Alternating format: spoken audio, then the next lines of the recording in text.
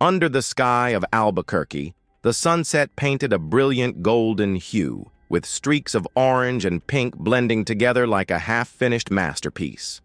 James Carter drove his silver-gray sedan down Central Avenue, the main road cutting through this New Mexico city. A gentle evening breeze wafted through the cracked window, carrying the warmth of a late autumn day.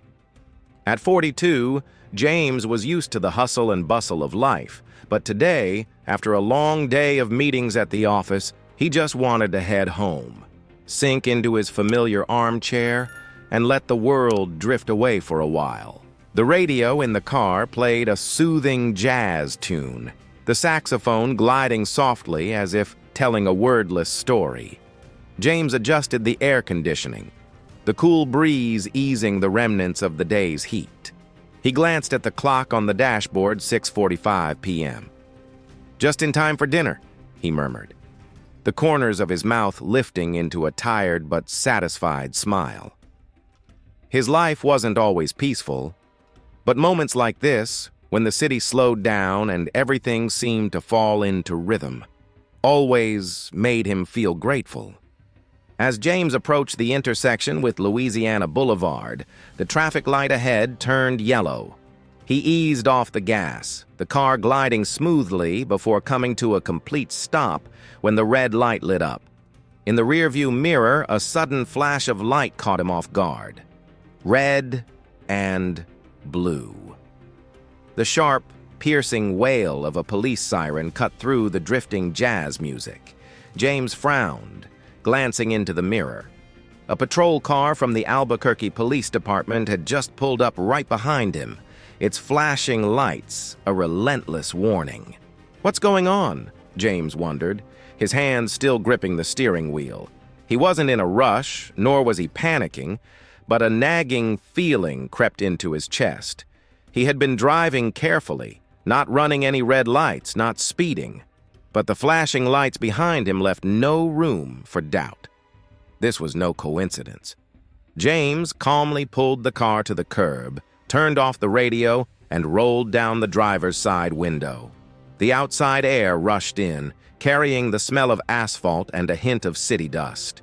He took a deep breath, keeping his mind sharp. The patrol car behind him also came to a stop. The door swung open and a figure stepped out. It was Daniel Hayes, a police officer in his 30s, tall and lean, with neatly cropped hair. The streetlight illuminated the badge on his chest, glinting like a badge of authority. Hayes stepped forward, each stride steady and confident, as if he had done this hundreds of times before. His hand rested casually on his hip, near his handgun, a habit of those always ready to face any situation.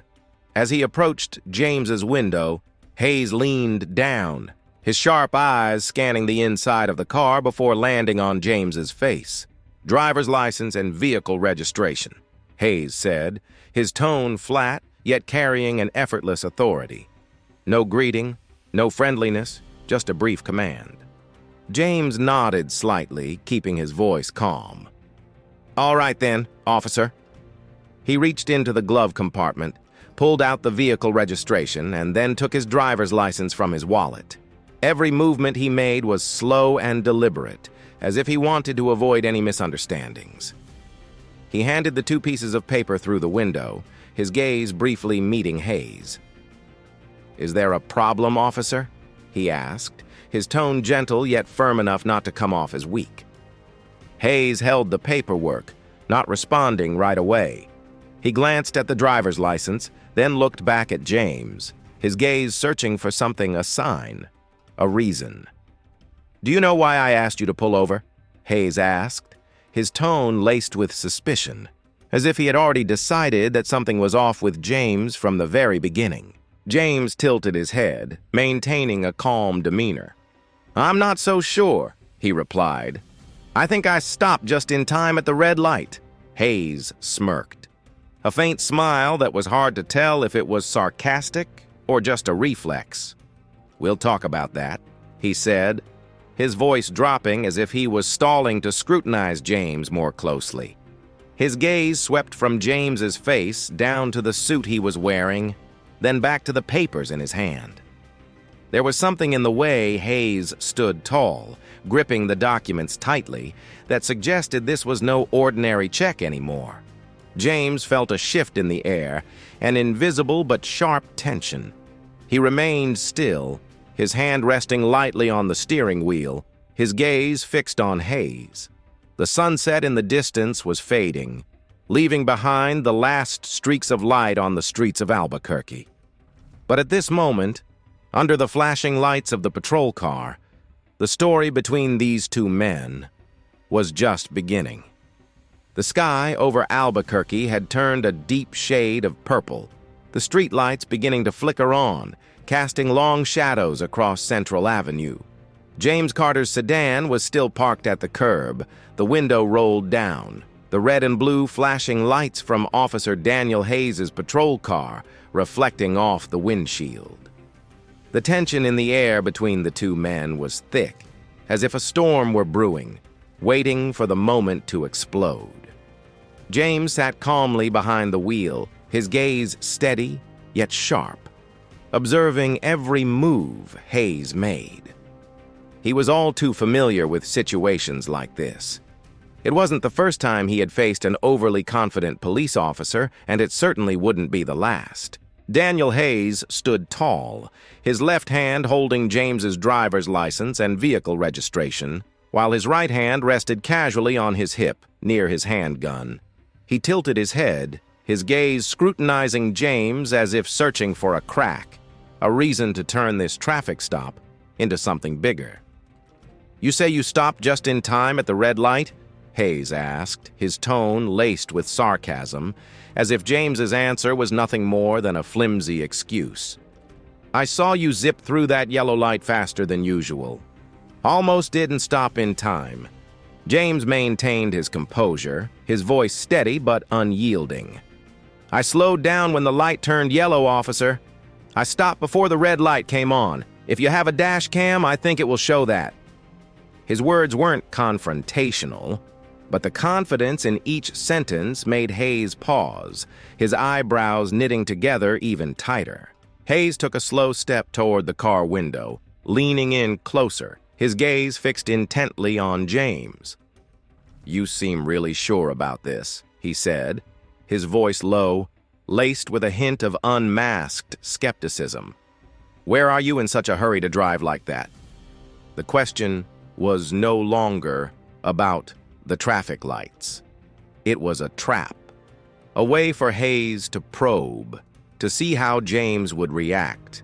James tilted his head slightly, his gaze fixed on Hayes. "I'm not in a hurry, officer," he replied, his voice calm but now with a hint of edge. "I'm just on my way home after a long day at work. My address is right there on my driver's license."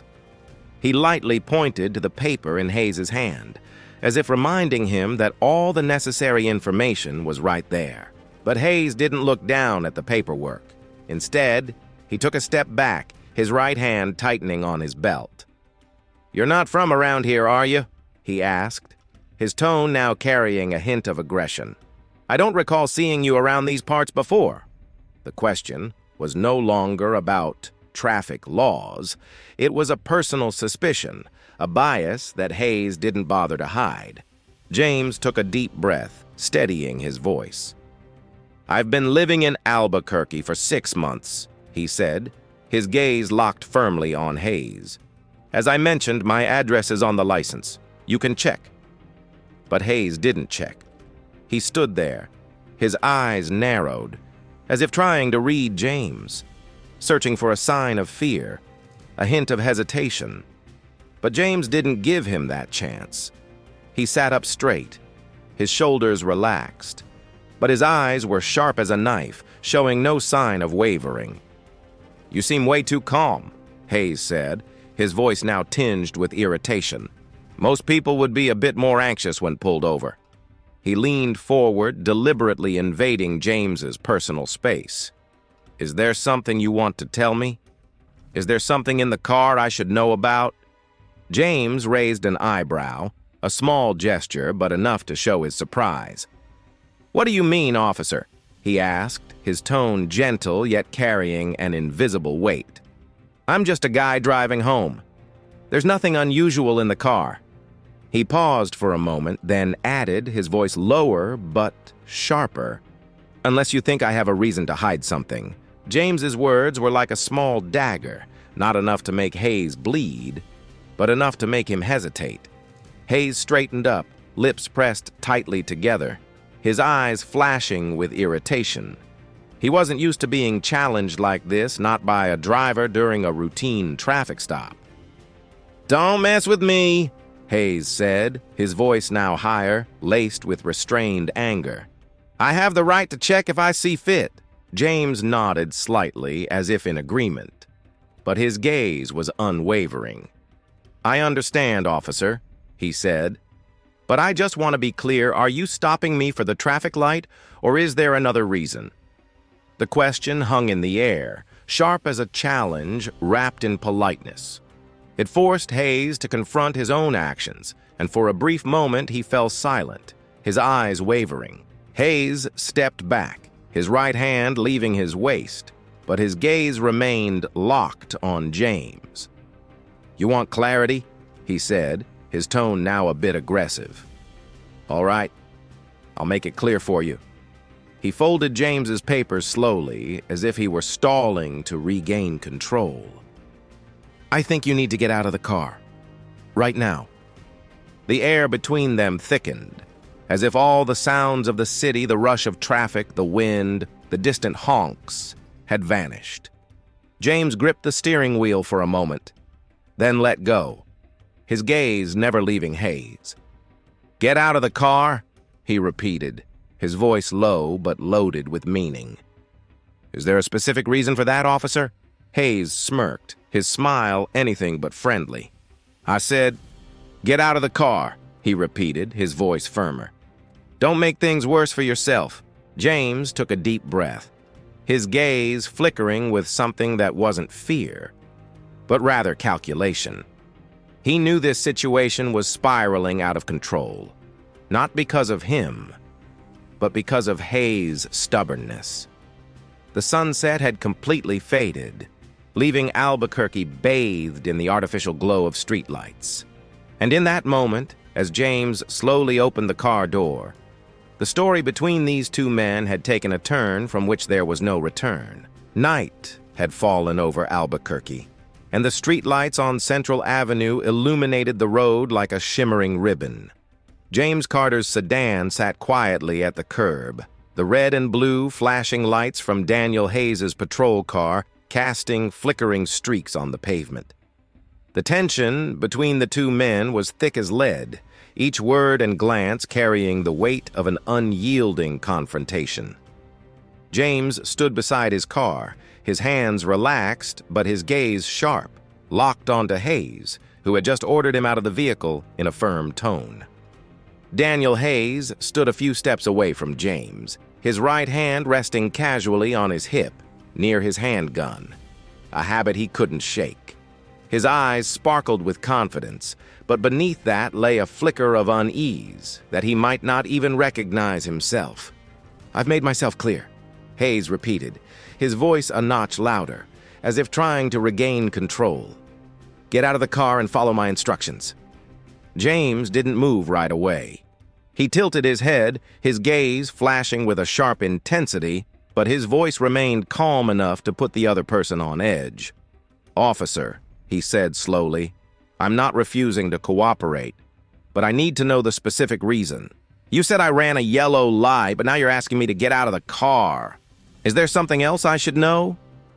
James's question didn't come off as confrontational. It felt more like an invitation for Hayes to reflect on himself. Hayes pressed his lips together, his gaze wavering for a brief moment. He wasn't used to being questioned, especially by someone he had already decided was someone to control. "I don't owe you an explanation," Hayes replied, his voice low and firm. "I have the right to ask you to get out of the car if I feel it's necessary. Don't make this any more complicated." James took a deep breath, his eyes locked on Hayes. He calmly opened the car door and stepped outside, his polished leather shoes hitting the asphalt. He stood tall, slightly taller than Hayes, his tailored suit exuding professionalism without being flashy. "All right," James said, his voice low but heavy with weight. "I'm out of the car." "Now what, officer?" Hayes stepped closer, his gaze sweeping over James from head to toe, as if searching for a sign to justify his suspicion. But before he could say anything more, James raised his hand, a slow, deliberate gesture. "I'm going to take something out of my pocket," he said, his eyes locked onto Hayes to prevent any hasty reactions. "It's nothing dangerous, just something you need to see." Hayes was tense, his right hand tightening on his belt, but he gave a slight nod as if he didn't want to lose his edge. James calmly pulled out a black leather wallet, opened it, and revealed a shiny badge under the streetlight. "James Carter," he said, his voice steady as if he were introducing himself at a meeting. "Head of the Internal Affairs Division, Albuquerque Police Department."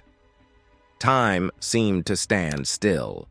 Hayes blinked, his gaze shifting from the badge to James's face, then back to the badge as if he couldn't believe what he had just seen. His mouth opened, but no words came out. The confidence he once had evaporated, replaced by a mix of confusion and panic. "The matter?" he repeated, his voice cracking, almost a whisper. James nodded slightly, his gaze still fixed on Hayes. "That's right," he said, his voice low but sharp. "I monitor the behavior of the officers, and right now, I'm wondering if you realize just how far you've pushed this situation." He closed his wallet and tucked it into his pocket, but his eyes pierced through, making Hayes instinctively take half a step back. The night in Albuquerque was still, but in that moment, an invisible crack had formed between the two men. Hayes stood there, his hands hanging limply at his sides, his gaze lost, while James remained calm, yet carried the power of a storm waiting to unleash. The night in Albuquerque was colder than James Carter had anticipated. The biting chill of the autumn wind cutting through the suit he wore as he stood next to the sedan on Central Avenue. The flashing red and blue lights from Daniel Hayes's patrol car still blinked, but now they no longer held the menacing aura they had just moments before. Hayes stood a few steps away from James, the badge of the Albuquerque Police Department glinting on his chest under the streetlights, but his usual confidence had evaporated. His face was pale, his gaze wavering between the leather wallet James had just folded and his calm demeanor. James's declaration, "The head of the Internal Affairs Division, Albuquerque Police Department," hung in the air, sharp as a freshly drawn blade. Hayes cleared his throat, trying to regain his composure, but his voice trembled slightly, revealing the panic beneath. "The department?" he repeated, as if he needed to confirm once more to believe he hadn't misheard. "You mean you work for the police department?" James tilted his head, his gaze unwavering.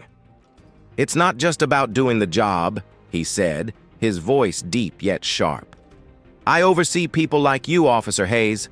My mission is to ensure that the badge you wear on your chest isn't just a piece of metal, but a symbol of integrity, fairness, and responsibility." He paused, letting each word sink deep into Hayes, then continued, his tone lower but heavy with weight. "And right now I'm wondering if you truly understand what that means." Hayes opened his mouth, but no words came out. He took a half step back, his right hand dropping from his belt, as if the gun now held no significance. His gaze flickered over to James, then down to the pavement, as if searching for a way out of this situation. But James wouldn't let him escape. He stepped forward, not aggressively, but just enough to close the distance, forcing Hayes to confront him. "Tell me, officer," James said, his voice still calm but carrying an invisible weight. "What makes you think I deserve to be treated like this? A man in a suit driving home, not breaking any laws. Why are you pushing this so far?" James's question was like a stone thrown into a still pond, creating ripples that couldn't be ignored. Hayes pressed his lips together, his eyes flashing with a hint of anger, but it was quickly extinguished by unease. I'm just doing my job," he said, his voice weak, as if he didn't even believe his own excuse. "We have to be careful. There's a lot going on out there, you know." James raised an eyebrow, a small gesture but enough to show his skepticism. "Careful?" he repeated, his tone laced with a hint of sarcasm.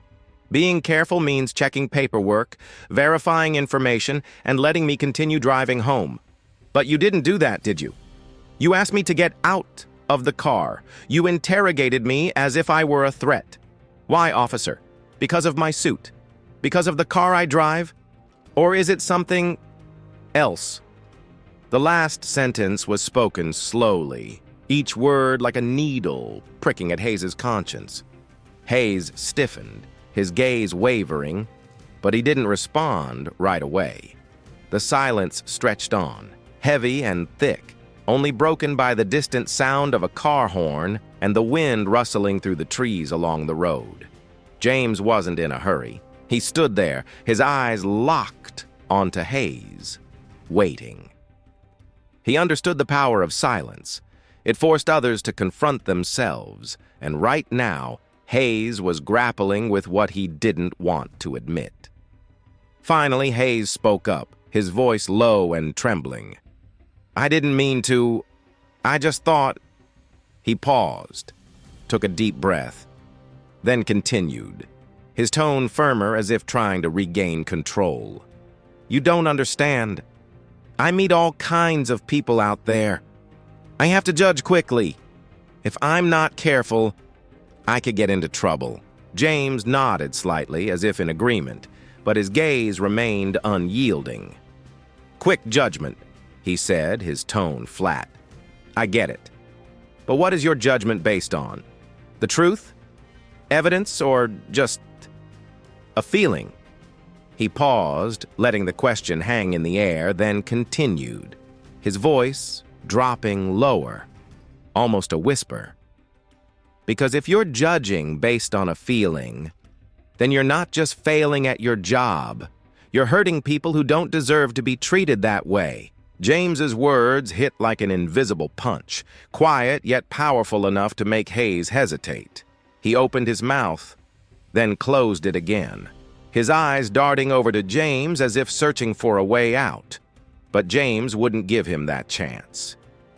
"Think about this," James said, his tone now carrying a hint of seriousness. "You stopped me for a reason you can't even clearly explain. You demanded I get out of the car. You treated me like a suspect. But you have no evidence. That's not just wrong legally. It's morally wrong. And that, Officer Hayes, is something I can't overlook." Hayes swallowed hard, his gaze dropping to James's shiny shoes before looking up again, but he couldn't bring himself to meet his eyes directly.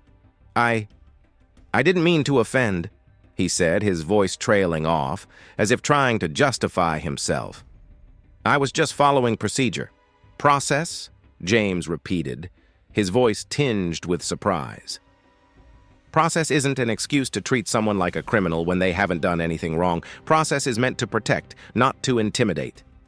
He paused, took a deep breath, and continued, his tone slow but heavy with meaning. "Do you know what worries me the most? It's not that you stopped me. It's not that you asked me to get out of the car. It's that you did all those things without once considering that you might be wrong." James's words cut through the darkness like a beam of light, revealing a truth that Hayes couldn't escape. He stood there, shoulders slightly slumped, his gaze lost, as if for the first time in his career, he had to face the consequences of his actions. James stepped closer, his voice lowered, almost gentle yet still sharp. "I'm not here to shame you, officer. But I'm here to remind you that the badge on your chest doesn't give you the right to do whatever you want. It demands that you be better for yourself, and better for those you serve." Hayes didn't respond. He looked down at the pavement, gripping James's papers tightly, as if they were the only thing keeping him steady. James stepped back, giving Hayes some space to breathe, but his gaze remained fixed on him. "I'm going to take back my papers," James said, his tone calm but firm, leaving no room for refusal. Hayes hesitated, then slowly handed over the driver's license and vehicle registration to James, his hand trembling slightly. James took the paperwork, gave it a quick glance, then tucked it into his wallet. He looked at Hayes one last time, his gaze not filled with anger, but rather a mix of disappointment and hope. "Think carefully about this, officer," he said. "Not for me, but for the other people you'll encounter down the line." He turned away, opened the car door, and slid into the driver's seat. The engine roared to life, the low rumble breaking the silence, as James drove off, leaving Hayes standing alone under the flashing lights. He knew this confrontation was just the beginning of a bigger story, a story about responsibility, justice, and change. The next morning, the early sunlight filtered through the office curtains of James Carter at the Albuquerque Police Department, casting long beams of light across his oak desk. James sat there, a steaming cup of black coffee in front of him, his gaze fixed on the computer screen. On the desk, a thin file lay open, the bold letters "Officer Daniel Hayes" printed on the cover. The incident last night on Central Avenue wasn't the first time James had faced misconduct from an officer, but this time he felt the weight of it not just because of Hayes, but because of what he represented. This wasn't just a personal mistake. It was a symptom of a larger issue, a crack in the system that James had sworn to fix. James took a sip of his coffee, the bitter taste sliding down his throat, helping him feel more alert. He flipped through the pages of Hayes's file.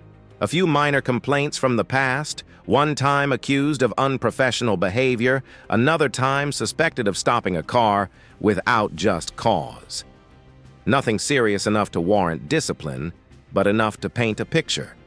A young officer, overly confident, and prone to acting on bias rather than evidence. James tapped his fingers lightly on the table, his gaze thoughtful. "It's not just Hayes," he murmured. "This is a whole culture." The office door swung open and Linda, James's assistant, walked in, holding a stack of documents. "Good morning, Mr. Carter," she said, her tone cheerful but quickly turning serious as she noticed James's expression. "I have the report on last month's complaints." "And Department Head Daniels wanted me to remind you about the evaluation meeting next week." She placed the stack of documents on the desk, her gaze briefly curious. "Is everything okay? You look stressed."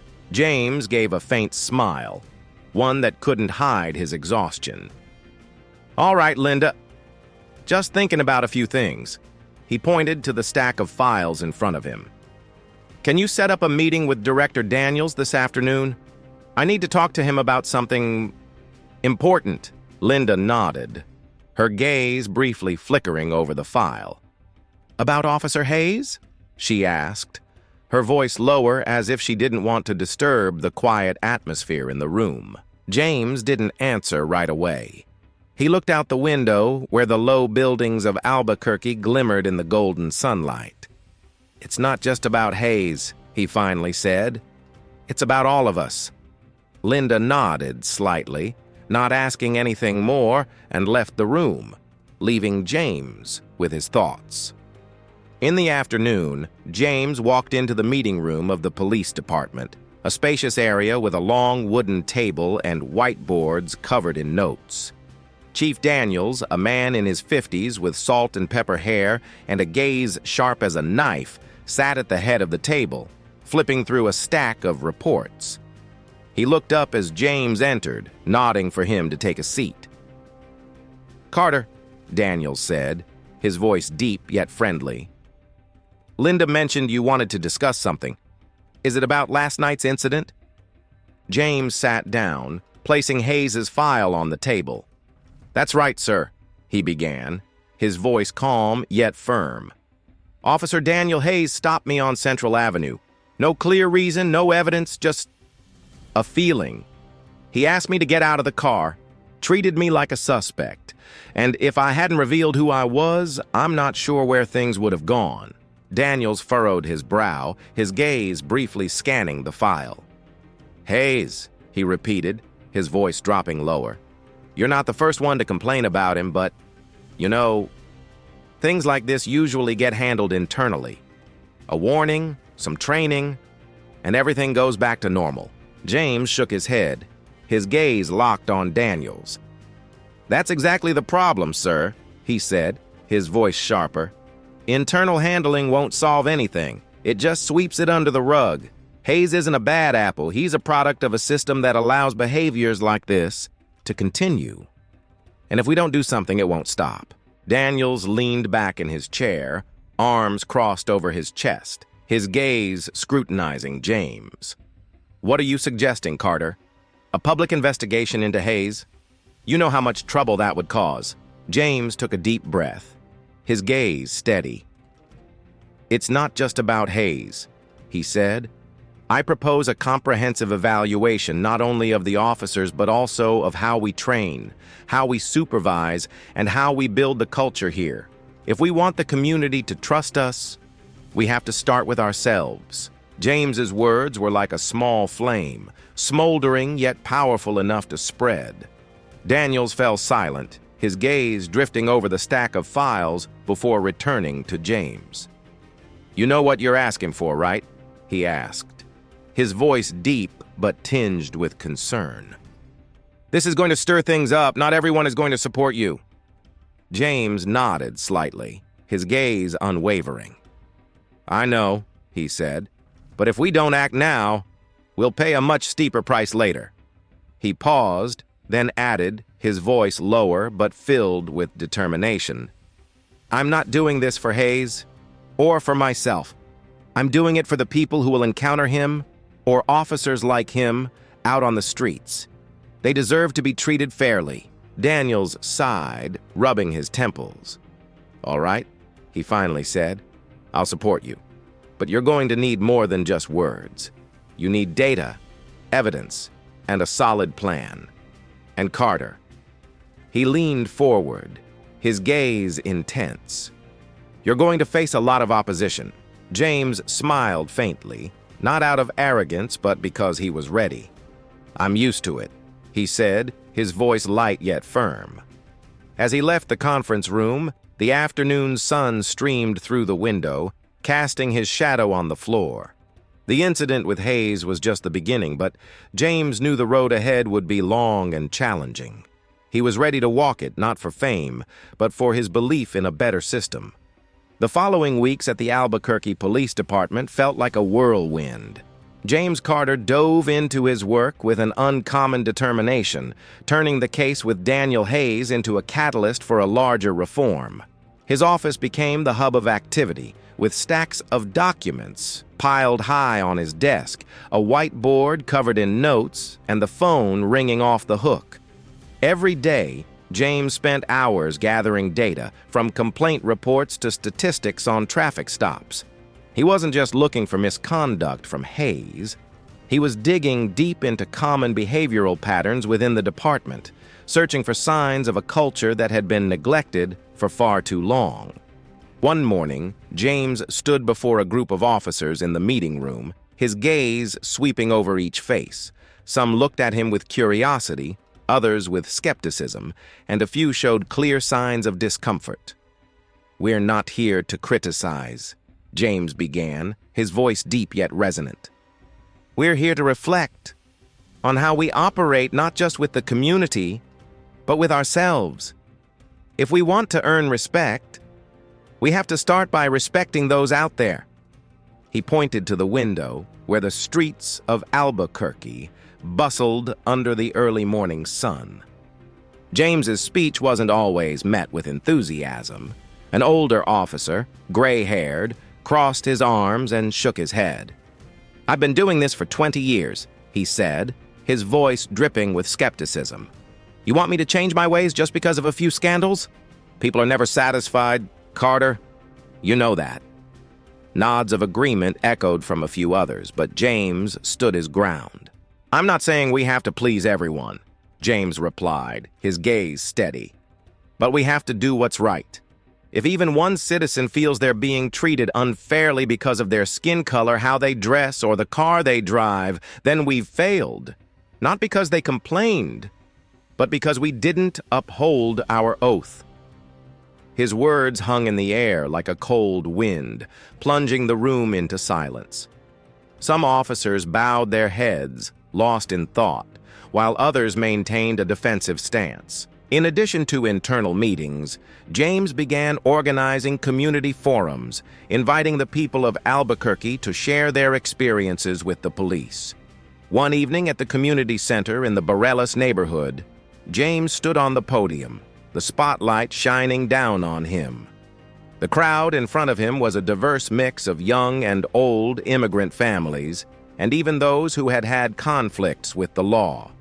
A middle-aged woman, her voice trembling, recounted the time her son was pulled over just for looking suspicious. "He was only 17, she said, her eyes red and watery. "He was so scared that he doesn't even want to drive anymore." James listened intently, not interrupting. His eyes filled with empathy, but also determination. As she took a seat, he stepped up to the microphone, his voice deep yet clear. "Your story is not an exception," he said, "and that's why we're here. Not to apologize, but to make a change. I promise you, and everyone here, that we will do better." The crowd applauded, not loudly, but with a quiet acknowledgement, full of hope. Meanwhile, Daniel Hayes faces his own consequences. He is summoned to an internal meeting where James sits across the table, his gaze sharp but not angry. Hayes, looking more exhausted now, with disheveled hair and a lack of his usual confidence in his eyes, tries to justify himself. "I didn't mean to do anything wrong," he says, his voice low. "I just went with my gut. I thought I was protecting everyone." James leaned forward, his gaze locked on Hayes. "Intuition is important," he said, his voice calm yet heavy with meaning. "But if your intuition is based on bias, it protects no one. It hurts, and that's something you need to learn to fix." Hayes lowered his head, not responding, but the look in his eyes revealed a flicker of uncertainty, not a complete acceptance, but the beginning of self-reflection. James didn't stop at personal changes. He worked with training professionals, suggesting specific adjustments, courses on bias awareness, improvements to the traffic stop process, and enhanced monitoring through dash cameras. One afternoon, he met with a group of community activists, listening to their thoughts on how to build trust. "We don't want the police to disappear," a young man said. "We just want them to see us as human beings." James nodded, took notes, and promised to incorporate that feedback into the plan. James's efforts began to create ripples. Some officers who initially opposed him gradually started joining the new training sessions, admitting that they had learned something. One morning, as James walked into the station, a young officer approached him, hesitantly saying, "I reviewed how I handled a traffic stop last week. I think I can do better." James smiled and patted him on the shoulder. "That's all I ever hoped for," he said. But not everything was smooth sailing. A group of veteran officers openly criticized James, calling him a traitor for taking the side of the people against the police. Whispers spread through the hallways, and a few times James received anonymous emails filled with venomous words. But he didn't back down. "If change were easy, it would have happened a long time ago," he told Linda one afternoon when she worriedly asked if he needed to take a break. As the sun set over Albuquerque, James stood by the office window, gazing down at the city. He thought about Hayes, about the people at the forum, about the officers who were beginning to change.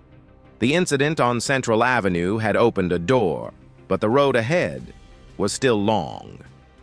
James knew he couldn't fix everything on his own, but he believed that every small step, every conversation, every change was a building block for a better future.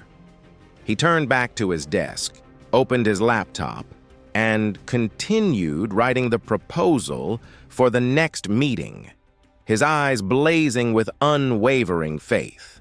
The morning at the Albuquerque Police Department had an unusually tense atmosphere. Sunlight streamed through the large windows of the conference room, casting a glow on the long wooden table where Daniel Hayes sat alone at one end. Across from him, a few seats away, was James Carter, his gaze calm yet sharp, as if he were looking right through not just Hayes, but everything he represented. Two other officers from Internal Affairs sat beside James, flipping through stacks of documents, while a secretary took notes in the corner of the room. This wasn't an ordinary conversation. It was an internal hearing where Hayes's conduct on Central Avenue would be scrutinized closely. Hayes looked completely different from that night.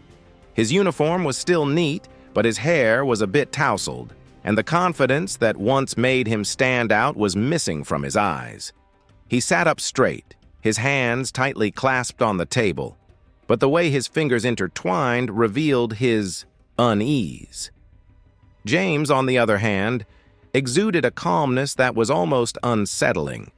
His dark blue suit fit snugly at the shoulders, and the way he placed his hands on the stack of files in front of him showed a man who was completely in control of the situation.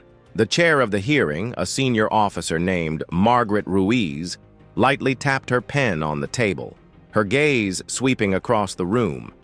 "We are here to review the actions of Officer Daniel Hayes regarding the traffic stop on October 10th on Central Avenue," she said, her tone steady yet serious.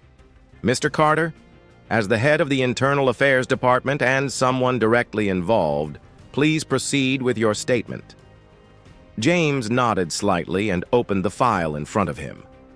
"Thank you, Ms. Ruiz," he began, his voice deep but clear. "That night I was pulled over by Officer Hayes without any clear reason. I had stopped right on time at the red light, wasn't speeding, and hadn't broken any traffic laws. However, Officer Hayes didn't just ask for my documents. He escalated the situation by demanding that I get out of the car, treating me like a suspect without any solid evidence." He paused, his gaze briefly flicking to Hayes, not in anger, but as a reminder. This not only violates protocol, but also raises questions about how we enforce the law. Hayes shifted in his seat, his gaze drifting down to the table, avoiding eye contact with James. Ruiz nodded, signaling for James to continue. "What worries me the most," James said, his voice lower but heavy with meaning, "is not that Officer Hayes stopped me. It's the reason behind it. I was treated like a threat, not because of my actions, but because of his assumptions. Assumptions not based on facts, but on biases. And that's something we can't overlook." The room fell into silence, with only the sound of paper rustling and the scratching of the secretary's pen. Ruiz turned to Hayes, her gaze sharp as a knife. "Officer Hayes, do you have anything to say?" Hayes cleared his throat, his eyes wavering before he looked up. I didn't mean to do anything wrong," he began, his voice trembling slightly. "That night I was just doing my job. I saw Mr. Carter's car glide through the yellow light, and I thought I needed to check it out. We're taught to be careful, especially at night." He paused, swallowed hard, then continued, his voice firmer as if trying to regain his confidence. "I didn't know who he was. If I had known, I wouldn't have—" James leaned forward, cutting him off, his voice calm yet sharp. "That's the problem, Officer Hayes," he said. You shouldn't need to know who I am to treat me fairly. Everyone on the street, no matter who they are, what they look like, or what they drive, deserves respect. You didn't show me that, and I can't help but wonder, how many others have you treated the same way? James's question was like a stone thrown into a pond, creating ripples that couldn't be ignored. Hayes bowed his head, lips pressed tightly together, as if struggling to find the right words. Ruiz jotted down a note, then turned to James. Mr. Carter, what do you suggest in this case? James took a deep breath, his gaze fixed on Hayes. I'm not here to demand personal punishment, he said, but we need to send a clear message. Officer Hayes should be suspended to undergo retraining on procedures and bias awareness. More importantly, I suggest the department reevaluate how we supervise and train our officers. This isn't just about one person. It's a systemic issue that has allowed this behavior to persist. Ruiz nodded, her gaze shifting to Hayes. Officer Hayes, do you understand the seriousness of your actions? Hayes nodded slightly, his voice barely above a whisper. Yes, ma'am, he said, his gaze still avoiding James. I will do better. The hearing wrapped up after an hour, resulting in a 3-month suspension for Hayes and a requirement for additional training. As everyone filed out of the room, James stayed behind, his gaze drifting through the window at the vibrant city of Albuquerque, basking in the midday sun. He understood that Hayes' suspension wasn't a real victory. It was merely a small step in a much larger battle, the fight to change how the police department operated. That afternoon, James met with Director Daniels in his office. Daniels, with his salt and pepper hair and tired eyes, leaned back in his chair, arms crossed over his chest. I heard about the hearing, he said, his voice deep. You did the right thing, Carter. But you know, suspending Hayes isn't going to make everyone happy. Some officers think you're being too harsh. They say you're making us look bad in front of the public. James nodded slightly, his gaze unwavering. I'm not here to please anyone, sir, he said. I'm here to do what's right. Hayes isn't the only problem. He's a symptom. If we just punish him and don't change the system, we'll see incidents like this again. I want to prevent that from happening. Daniels sighed, rubbing his temples. You're walking a tough road, Carter, he said, but I've told you. I support you. Just be careful. Not everyone sees what you see. James smiled faintly, not out of arrogance, but because he understood exactly what lay ahead. I know, he said, but if we don't start somewhere, we'll never get to where we need to be. As James left the Daniels office, he walked through the police department hallway, the gazes of his colleagues passing over him, some friendly, some cold. He knew he had stirred up a hornet's nest, but he had no regrets. The incident with Hayes had become a warning, not just for the officers, but for the entire system. James thought about the people he met at the community forum, the stories of injustice, and the promise he had made. He couldn't fix everything overnight, but he could start. That evening, James sat in his office, the desk lamp casting a warm glow over the stack of documents in front of him. He was drafting a new proposal, outlining long-term changes, improved training, enhanced accountability, and building bridges with the community. Outside, Albuquerque was bathed in the soft glow of night lights. But within James, a fire still burned, not a fire of anger, but of hope. He knew the road ahead would be challenging, but he was ready, for what he was fighting for was not just justice, but a future where everyone was recognized as human. The evening at the Albuquerque Convention Center was ablaze with lights, golden beams from the chandeliers cascading down onto the crowd gathered in the grand hall. Over 300 police officers, city officials, community activists, and everyday citizens filled the seats, their eyes fixed on the podium where James Carter was about to step up. The atmosphere was thick with anticipation and tension, as if everyone knew that tonight was not just an event. but a turning point. The incident involving Daniel Hayes and James's reform efforts over the past few months had rippled throughout the city, making him the focal point of both hope and controversy. James stood backstage, adjusting his tie, taking a deep breath to shake off the heaviness in his chest. The dark blue suit he wore was still sharp, but his eyes bore the marks of countless sleepless nights. Beside him, Linda, his loyal assistant, handed him a bottle of water. Her gaze filled with encouragement. "You're going to do great," she said, her voice low but warm. "They need to hear what you have to say." James smiled faintly, not out of confidence, but because he understood the weight of the responsibility he was carrying. "I'm not worried about speaking," he replied, his voice low. "I just hope they'll listen." Linda nodded, giving his shoulder a light pat before stepping out to check the microphone. James peered through the curtain, his gaze sweeping over the crowd. He recognized a few faces from the community forum, some officers who had opposed him, and even Chief Daniels sitting in the front row, his expression unreadable. The voice of the host resonates, introducing James with formal words. The head of the Department of Internal Affairs, who has led significant changes in the Albuquerque Police Department. The crowd claps, not too loudly, but enough to show their attention.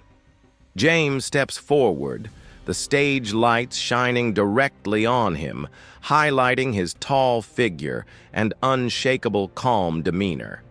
He stands before the microphone, his gaze sweeping across the auditorium, allowing the silence to linger for a beat before he begins.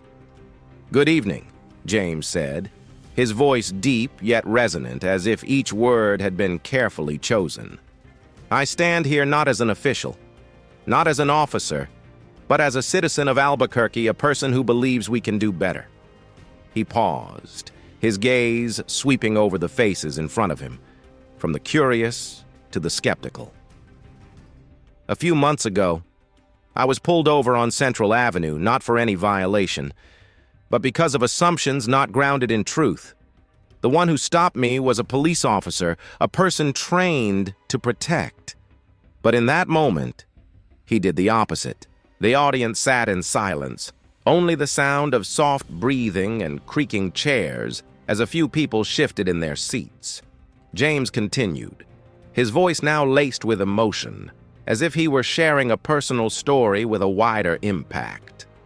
"I could have brushed it off, chalked it up to just a bad day for an officer. But I couldn't, because I know that if it happened to me, a person in a position of authority, someone with knowledge of the law, it has happened and is happening to so many others. Those who don't have the chance to speak up." He leaned forward, his gaze locked onto the crowd. "We're not here to point fingers," he said, his voice stronger. "We're here to take responsibility. Responsibility doesn't fall on just one officer. It falls on all of us, those in uniform, those who make the laws, and the citizens in this community. If we want a city where everyone feels safe, we have to start by treating each other like human beings." The crowd began to murmur, some people nodding while a few officers in the back crossed their arms, their expressions still stern. James stood firm. He raised his hand, signaling for silence, then continued, his voice deeper, almost gentle. "I've met with the people in Barelas, in South Valley, in Northeast Heights. They've shared with me their experiences of being pulled over for no reason, the fear that grips them when they see those flashing red and blue lights in the rear-view mirror. Those stories aren't just complaints, they're cries for help. And if we, the badge wearers, don't listen, then we don't deserve to wear them." A scattered round of applause erupted, starting from the middle rows and spreading throughout the auditorium. James waited, his gaze drifting over to the woman from the forum who was wiping away her tears. He took a deep breath, his voice growing stronger like a rallying cry. "In the past few months, we've begun to change. We've improved our training, enhanced our oversight, and opened forums to hear directly from you. But that's just the first step. Real change doesn't come from policies on paper. It comes from the heart, from the way we see each other, from the willingness to admit that we can be wrong and that we can do better." He paused, his gaze drifting over to Chief Daniels, who gave a slight nod as if acknowledging James's efforts. "I know not everyone agrees with me," James continued, his voice now carrying a hint of humility. "Some people think I'm too strict, that I'm tarnishing the image of the police. But I'm not here to make us look worse. I'm here to make us better, not just for the community, but for the very officers in uniform who deserve to work in a fair system." The audience erupted into applause again, this time louder and longer. James raised his hand, his voice now filled with inspiration. "This badge," he said, pointing to his chest even though he wasn't in uniform, "is not a symbol of power. It's a promise to protect, to serve, and to respect everyone, no matter who they are. This is the badge I believe in, and this is the badge we are building together, right here in Albuquerque." The crowd erupted in applause. Some people stood up, and a wave of enthusiasm spread throughout the auditorium. James stood there, his gaze not arrogant, but filled with determination. He knew these words couldn't erase all the problems, but they were a small spark, enough to light the path ahead. As he stepped down from the podium, the crowd continued to applaud, and a few people approached to shake his hand. The woman from the forum hugged him, whispering her thanks. A young officer who had just completed the training program nodded at him with eyes full of respect. But James didn't stop to savor the moment. He knew his work wasn't over. It had only just begun. As he left the convention center, James stepped out into the night sky of Albuquerque, the stars twinkling above him. He paused, taking a deep breath of the cool air, feeling the weight of everything that had happened. He thought about Hayes, about the people he had met, about the officers who were slowly changing. He knew not everyone would support him, but he didn't need everyone. He just needed enough people to believe that change was possible. In James's heart, there burned a fierce belief that justice isn't just about catching the bad guys, but about building a system where everyone is seen as human. He walked to the car, his gaze set ahead, not with arrogance, but with hope. Tonight, he had planted a seed, and even though the road ahead was long, he believed it would sprout. Not just in Albuquerque, but anywhere people like him dared to stand up for what's right. The sky over Albuquerque shifted to a brilliant orange as the sun set, with wispy clouds like silk hovering on the horizon. James Carter drove his silver-gray sedan down Central Avenue, the road that had once been the starting point for everything. A gentle autumn breeze flowed through the cracked window, carrying the dry, arid scent of the New Mexico desert. The radio was off, leaving a quiet space filled only with the soft hum of the engine and James's thoughts echoing in the cabin. 3 months had passed since his speech at the convention center, and even though the city buzzed with its usual energy, he sensed a small, fragile change, but one that was undeniably real. James glanced in the rearview mirror, not to check for traffic, but to reflect on the journey he had taken.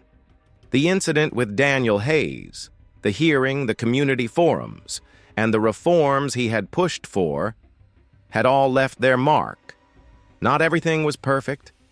There were still officers who opposed him, whispers of criticism, and long, pressure-filled days, but James wasn't looking for perfection.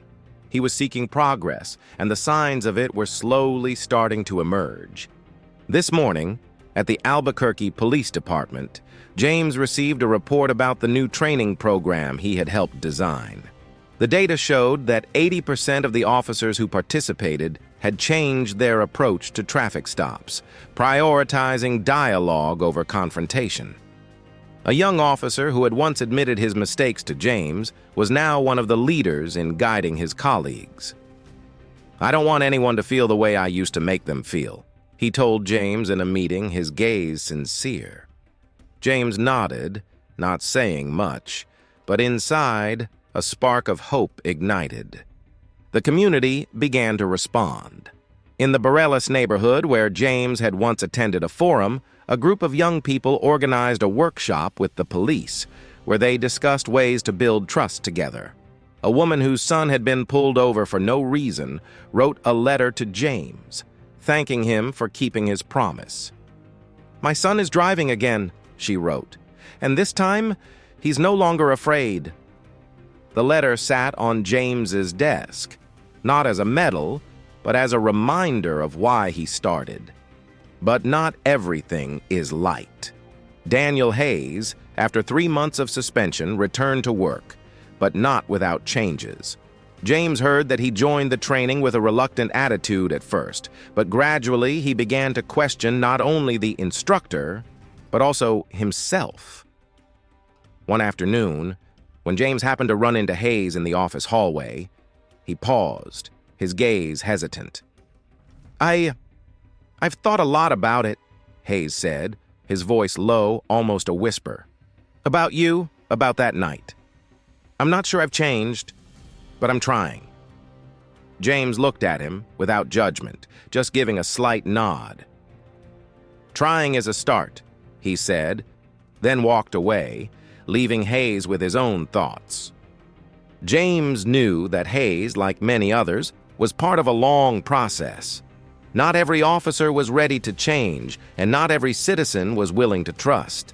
But he believed that every small step, every conversation, every improvement was a building block for a better future. He wasn't naive. He understood that prejudice doesn't disappear overnight, and the system can't be fixed just by willpower.